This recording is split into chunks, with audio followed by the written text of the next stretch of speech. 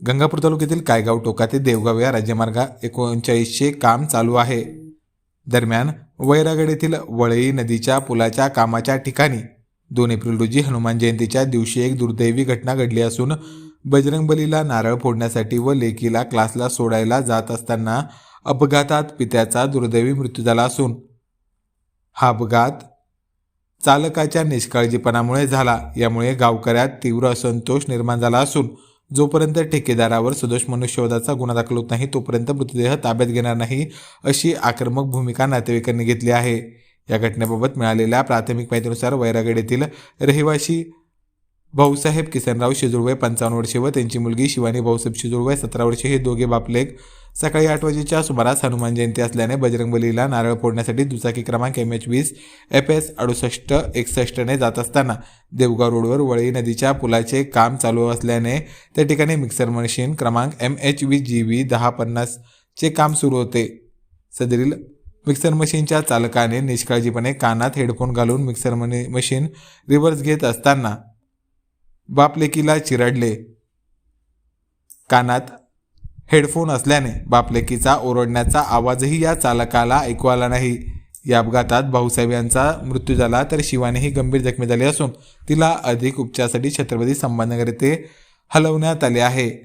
ठिकाणी सकाळी अपघात झाला तर कसं झालं? हे दररोज ही जे मृत व्यक्ती आहे भाऊसाहेब किसन शेजोळ राहणार वैरागड शेजोळ वस्ती वळीचा पूल राज्य महामार्ग 39 जे काम चालू आहे देवगाव रांगारीपासून तर गंगापूरपर्यंत. याच्यात वारंवार मी एक सामाजिक कार्यकर्ता आहे. याच्यामुळे मी मंत्रालय स्तरापर्यंत वारंवार हे जी निष्काळजीपणाचं चाललेला खेळ आहे ठेकेदार DK एंटरप्राइजेस यांचा वारंवार मी मंत्रालय स्तरापर्यंत जिल्हाधिकारी असेल किंवा मंत्रालय स्तरापर्यंत पाठपुरावा केला. आता मागच्या 17 फेब्रुवारी 2026 रोजी पण मी याची आशंका व्यक्त केली होती का निष्काळजीपणामुळे इथं दुर्दैवी मृत्यू होऊ शकतो. तर त्याच्यावर आजपर्यंत कुठलीही कार्यवाही करण्यात आलेली नाही आहे. तर ती खूप खेदाची बाब आहे. तर याच्यावर शासन प्रशासनाने तात्काळ दखल घेतली पाहिजे. आणि आजची जी घटना आहे सकाळी 7:30 ते 8च्या दरम्यान दररोज ती दूध घालायला आणि त्या मुलीला ट्युशनला घेऊन लासूर स्टेशनला जातात. तर हे जे मिक्सर आहे ठेकेदाराचं त्याला एक साईडचा आरसा नाही आहे. आरसा तर नाहीच आहे. ती गाडी खाली दबली तरी एक माणूस त्यानं ठेवणं गरजेचं होतं किंवा इथं बॅरिकेड लावणे गरजेचं किंवा पुलाचं काम चालू आहे असं काहीतरी म्हणजे तिथं बॅनर वगैरे लावणं गरजेचं होतं. इथलं कुठलीही व्यवस्था केलेली नाही आहे. सगळं पायदुळी हमकरो सो कायदा आहे. आणि इथं CCTV अवेलेबल आहे. तर त्याचे फुटेज तात्काळ पोलिसांनी ताब्यात घेणं गरजेचं होतं.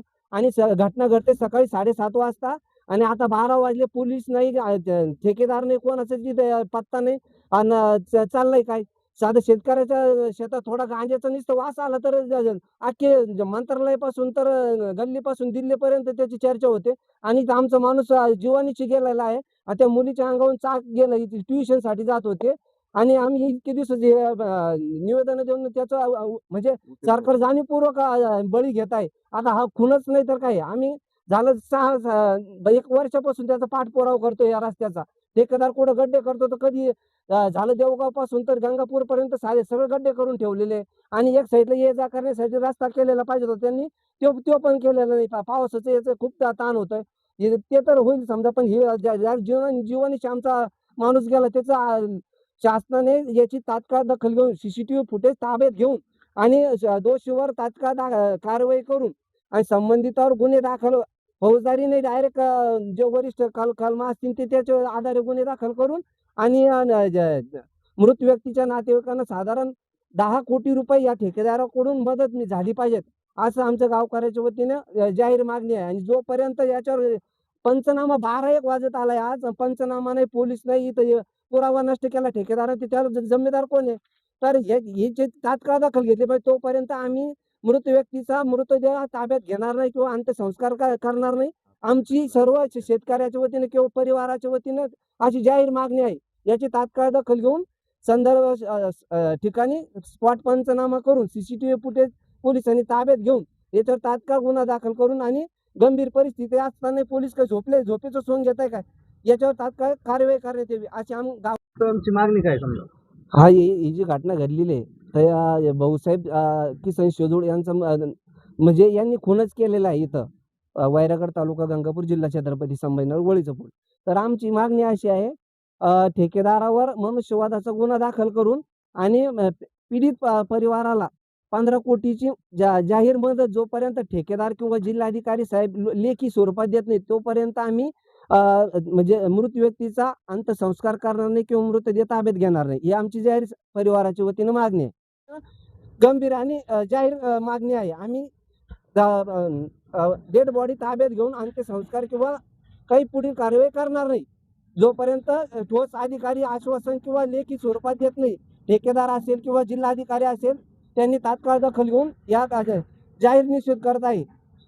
सकाळी जो अपघात झाला तो अपघात कसा झाला याबद्दल कसं सांगाल? सकाळी जो अपघात झाला, सकाळी ते भाऊसाहेब किसनराव शेजवळ हे त्यांच्या मुलीला घेऊन कॉलेजला चालले होते. त्यांचा मळा पूर्वेला पश्चिमेलाच आहे आणि जी घटना घडली ही पूर्वेला घडली असताना तो मिक्सरवाला डायरेक्ट तिकडे साईडनं आला पूर्वेकडून आणि पश्चिमेकडून होते. त्यानं कोणताही मागचा पुढचा विचार न करता डायरेक्टच तो त्याच्या अंगावर चाला ना.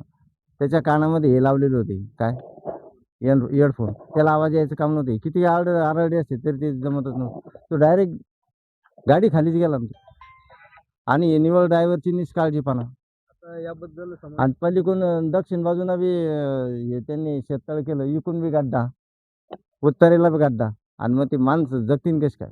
या ठिकाणी पोलीस आले होते का पंचनामा? नाही, कोणीच नाही आला अजून आतापर्यंत. किती वेळ झाला असेल घटना? याला आता किती वाजले? 12 वाजले म्हणजे 9, 10, 11, 12, 4 तास 5 तास झाले जवळजवळ. आता पण कुठलाही पंचनामा झाला? पंचनामा काहीच नाही. आता फक्त तिथं त्या शिवणामध्येच पोलीस आलते का त्यांना विचारलं लागणार. आणि या ठिकाणी जे ठेकेदार आहे संबंधित जे हा. काम करणारी हा. त्यांचं कोणी व्यक्ती आला होता का? तिथं कोणीच नाही. आम्ही आल्यापासून एकही माणूस यायचा दिसायला तयार नाही. आता तुमची मागणी काय राहणार आहे? हा, आता त्याच्यावर कठोर कारवाई व्हायला पाहिजे. या माणसावर त्याला फाशी व्हायला पाहिजे. दुसरं काय, ते जशी याला दिली तशी त्याला व्हायला पाहिजे. दुसरं काय पर्याय? 2 माणसाचे गेले आणि त्या पोरीच्या बी पायावरून चाकं गेली, तिची अपंग झाली. हा तर जीवानीशी गेलाच माणूस भाऊसाहेब, पण मुलगी सुद्धा ही झाली ना. मग आता काय करायचं? गुलाबाग. आज आपण आहोत गंगापूर तालुक्यातील वैरागड जवळील वळी नदीच्या पुलावर. या ठिकाणी पुन्हा एकदा कायगाव गंगापूर ते देवगाव रंगारी यापर्यंत या रस्त्याचे काम कोट्यवधी रुपये खर्च करून चालू आहे. या ठिकाणी पुन्हा एकदा एका गरीब शेतकऱ्याचा बळी या सदर कॉन्ट्रॅक्टरच्या निष्काळजीपणामुळे घेतला आहे. त्याचे झाले असे की आज सकाळी वैरागड येथील शेतकरी भाऊसाहेब शेजूळ व त्यांची मुलगी शिवानी शेजूळ हे दोघे मुलीला शाळेमध्ये सोडायला जात असताना या ठिकाणी आपण पाहू शकतो हे जे मिक्सर मशीन आहे, या मिक्सर मशीनच्या खाली त्यांची मोटरसायकल मिक्सर मशीन रिवर्स घेत असताना त्या मिक्सर मशीन खाली त्यांची मोटरसायकल गेली आणि यामध्ये शेतकरी असलेले भाऊसाहेब शेजूळ यांचा दुर्दैवी अंत झाला आणि त्यांच्या मुलीचे दोन्ही पाय यामध्ये जबर फ्रॅक्चर झाले असून त्या मुलीला छत्रपती संभाजीनगर येथील खाजगी दवाखान्यामध्ये ॲडमिट करण्यात आले. मात्र प्रश्न असा आहे की वारंवार या ठिकाणी या सदर ठेकेदाराचा निष्काळजीपणा दिसून येत असतानाही त्याच्यावर कुठल्याही प्रकारची कारवाई आत्तापर्यंत झालेली नाही. आपण पाहू शकतो की या ठिकाणी जवळजवळ 3 ते 4 परस खोल असा खड्डा पुलासाठी घेतलेला आहे, परंतु त्याच्या पलीकडून जो वाहनांना ये जा करण्यासाठी रस्ता आहे त्या वाहनाच्या येण्या जाण्यासाठी कुठल्याही प्रकारचे संरक्षक कठडे या ठिकाणी ठेकेदारांनी केलेले नाही. 1 वर्षभरापूर्वी बाबुळगाव येथील दूध उत्पादक शेतकरी दत्तू थोरात यांचाही असाच करुण अंत या रस्त्यावर झाला होता. मात्र त्याची कुठली काही अजून घटनाही नसताना किंवा कुठली दोषारोपपत्र त्या ठेकेदारावर नसताना आत्तापर्यंत कुठलीही कारवाई त्याच्यावर झालेली नाही. त्याच्यानंतर पुन्हा ही दुर्दैवी घटना घडलेली आहे. त्यामुळे या सदर ठेकेदारावर जास्तीत जास्त कारवाई करण्याचे शेतकरी आणि जे गावकरी त्यांनी म्हटले आहे. आत्ता सदर शेतकऱ्याचा मृत्यू झाल्यानंतर ते पीएमसाठी लासूर स्टेशन येथील हॉस्पिटलमध्ये ॲडमिट आहेत.